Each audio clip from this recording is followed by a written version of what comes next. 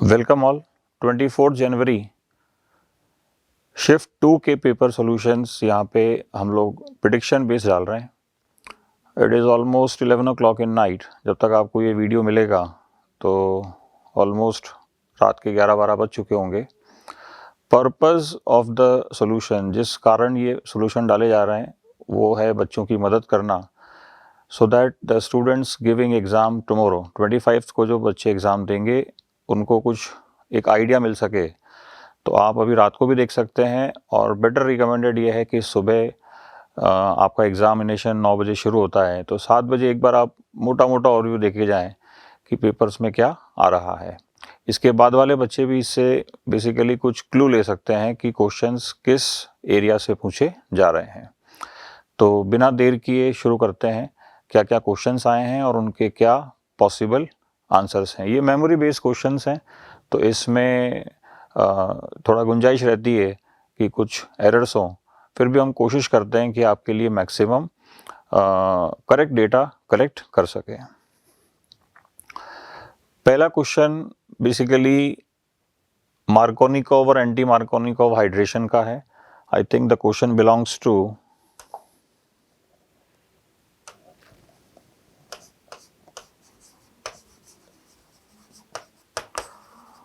Hydration of alkene.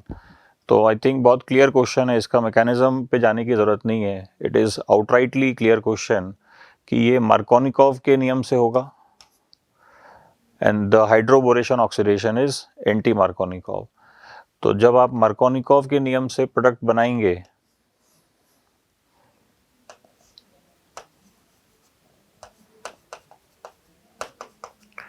तो ये product बन जाएगा, और एंटी मार्कोनिकोव के अंदर हाइड्रोबोरेशन के अंदर आपको रेसिप्रोकेट करना होगा। तो आई थिंक जो बेस्ट ऑप्शन हमारे पास आ जाता है that is 1। Solution is also same. The next question is about acidic strength, और acidic strength से क्वेश्चन आना ये बताता है कि बेसिक स्ट्रेंथ भी आपको एक बार कवर करके जानी चाहिए। फिलहाल क्वेश्चन लेते हैं एक्टिव मिथाइलिन ग्रुप से। क्वेश्चन है the CH2 having -M group both sides is acidic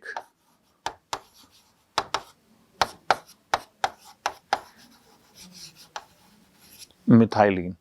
अब क्वेश्चन ये है, बेसिकली क्वेश्चन क्या था ये बहुत क्लियर नहीं है, but definitely and certainly it was about the acidic strength. तो acidic strength of these dicarbonyl compounds अगर लें तो मोस्ट एसिडिक हाइड्रोजन प्रोसेस से चलते हैं अपन।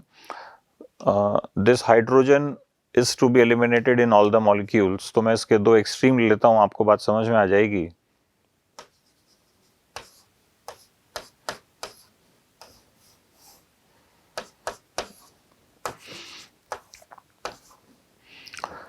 डीप्रोटोनेशन के बाद इन दोनों जगह पे, दोनों साइड्स पे एनायन बनेगा। Now this anion is facing cross conjugation with the lone pair of methyl group. तो ये इसका एक मेजर रीजन होता है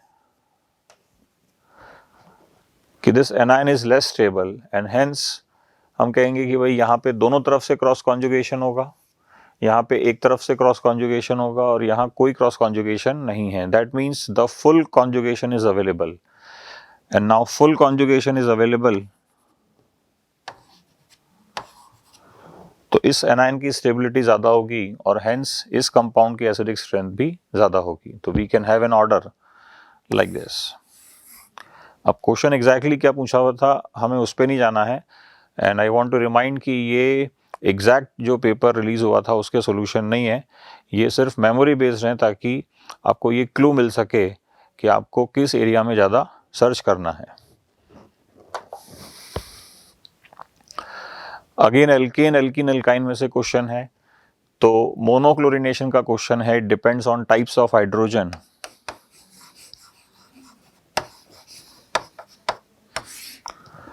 तो एक और दो प्रकार के हाइड्रोजन है हमारे पास यहाँ पे। एक हाइड्रोजन तो यहाँ होगा attach to this particular methyl group, और एक हाइड्रोजन यहाँ होगा। बाकी सारे हाइड्रोजन जो हैं दे आर सिमेट्रिकल। तो ये जो हाइड्रोजन होगा ये इसके आइडेंटिकल हो जाएगा, और यहाँ बाकी टर्मिनल जो हाइड्रोजन होंगे all of them are identical. तो there are two types of hydrogen. तो कई बार इसमें बच्चे दो मोनोक्लोरो बोल देते हैं, वो गलत है, क्योंकि इस पर्टिकुलर साइट पे जब आप क्लोरीन लगाएंगे तो हम कह सकते हैं कि basically the carbon has gone chiral, तो ये दोनों बनेंगे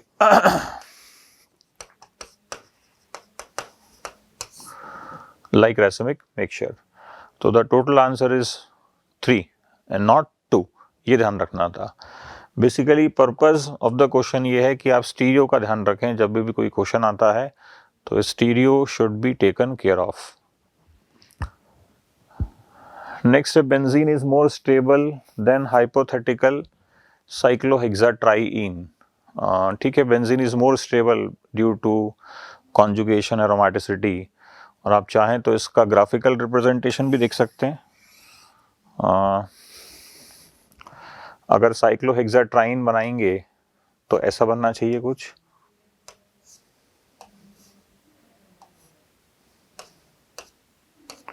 ये तो हो गया cyclohexatriene, and this seems to be the benzene.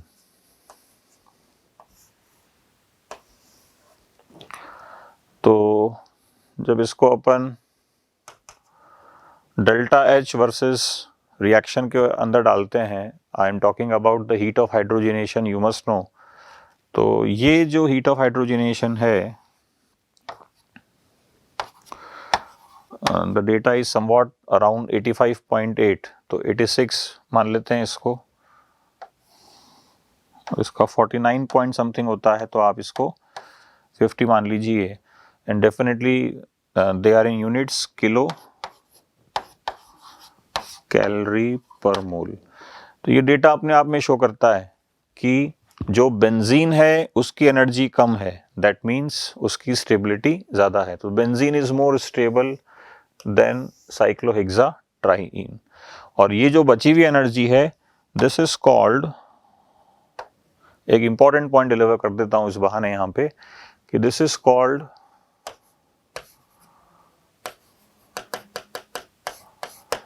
ये थोड़ा सा आपको ध्यान रखना है।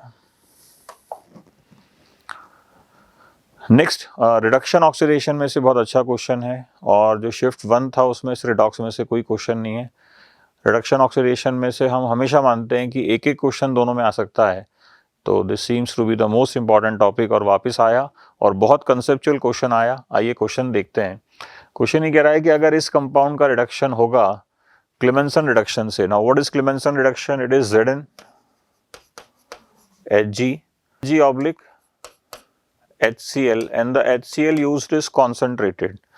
तो बेसिकली एक चीज आपको ध्यान रखनी है कि क्लेमेंसन रिडक्शन इस चीज का रिडक्शन करेगा, बट इसको हाइड्रोलाइज नहीं करेगा, because the HCl used is concentrated।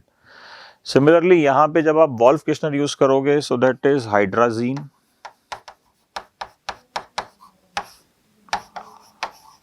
in base and this solution is strongly heated। बिना हीट के रिएक्शन नहीं होती, in fact we have to boil it. तो जब आप इसको बॉयल करेंगे बेसिकली, तो आपको इतना सा तो क्लियर होना चाहिए कि यहाँ पे एलिमिनेशन रिएक्शन परफॉर्म हो जाएगी।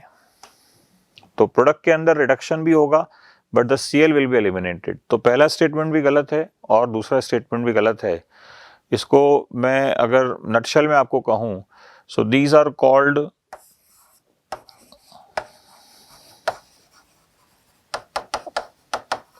बेस सेंसिटिव ग्रुप्स, और बेस सेंसिटिव ग्रुप्स जब भी होंगे तो रिएक्शन कुछ और डायरेक्शन अचीव कर लेती है, वो पॉइंट ऑफ व्यू रहता है। अगेन ये एक अप्रॉक्सीमेट क्वेश्चन है डायजोटाइजेशन के ऊपर। तो basically we are having the diazonium salt.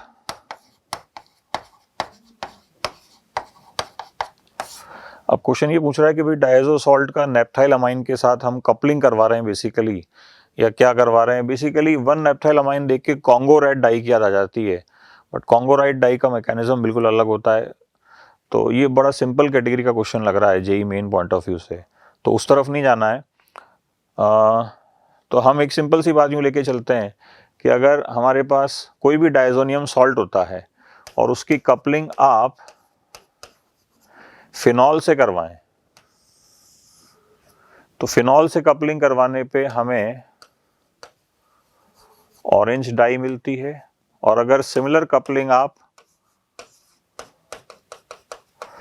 Aniline से करवाएंगे, ऑफ कोर्स ऑर्थो और पैरा पे कपलिंग होगी, तो हमें येलो डाई मिलती है। तो फिलहाल 1-नेप्थाइल अमाइन दिया हुआ था, 1-नेप्थाइल अमाइन तो नहीं था basically, I can remember it was, ठीक है, let it be like this, one naphthyl amine ही मान लेते हैं इसको। तो 1-नेप्थाइल अमाइन अगर बनाएंगे तो नेप्थिलीन बना लीजिए और इसके 1 पोजीशन पे अमाइन लगा लीजिए, तो जो कलर मिलने के चांसेस ज़्यादा हैं दैट इज येलो कलर, वो पॉइंट ऑफ व्यू रहता है। अगेन कुछ टॉपिक्स बड़े इंपॉर्टेंट हैं, उनको मैं अभी मार्किंग में दे देता हूँ, जैसे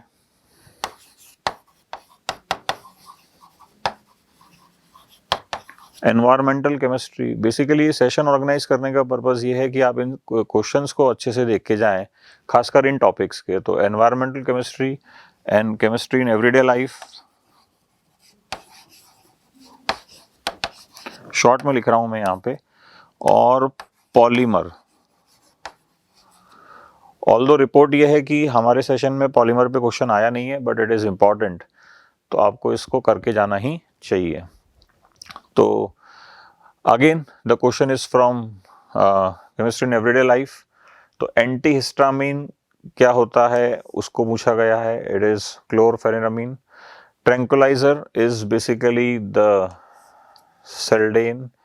anti fertility drug is norethindrone, और एंटीबायोटिक पेनिसिलिन है। इसमें बच्चों का कहना था कि पेनिसिलिन ऑप्शन में शायद नहीं था, कुछ ने कहा था क्लोरमफेनिकॉल ले सकते हैं, देयर आर मेनी एंटीबायोटिक्स। तो बेसिकली हमें एक मोटा मोटा ध्यान रखना है कि ऐसा कुछ होता है, at least we should remember the name of the drugs, that is the purpose. तो ये एनसीईआरटी बेस्ड क्वेश्चन था। नेक्स्ट हमारे पास क्वेश्चन है कि ट्राईपेप्टाइड के अंदर कितने पेप्टाइड बॉन्ड होंगे। तो जेई एडवांस में भी पहले ऐसा क्वेश्चन आ चुका है कि उन्होंने बोला था कि भाई देयर इज ऑक्टापेप्टाइड या डेकापेप्टाइड। तो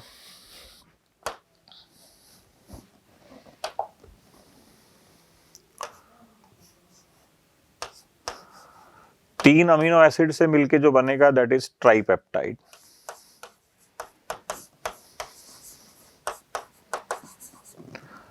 तो अमीनो एसिड्स को जोड़ने वाला जो बॉन्ड होता है that is peptide bond. So I think we can measure 2 peptide bonds, 2 total peptide bonds. एक ये हो जाएगा, दूसरा ये हो जाएगा, इस तरह से।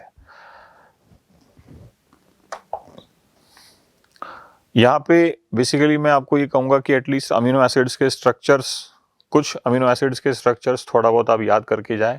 जैसे प्रोलीन एक इम्पॉर्टेंट अमीनो एसिड है and this is cyclic amino acid, तो इसको याद करना है। वेलिन तो एक नॉर्मल हाइड्रोकार्बन पोर्शन लिए हुए है, और मिथियोनिन इसलिए इंपॉर्टेंट है क्योंकि इसकी साइड चेन के अंदर सल्फर है। अच्छा, सल्फर वाला एक अमीनो एसिड सिस्टीन भी हुआ करता था, तो उसको भी अगर आप थोड़ा सा याद करेंगे तो that will be beneficial to you. Last जो हमारा क्वेश्चन है, आउट ऑफ अप्रॉक्सीमेट 9 या 10 क्वेश्चन, अगर 9 आए तो हमने सारे डिकोड कर लिए, और 10 आए तो हम एक डिकोड नहीं कर पाए।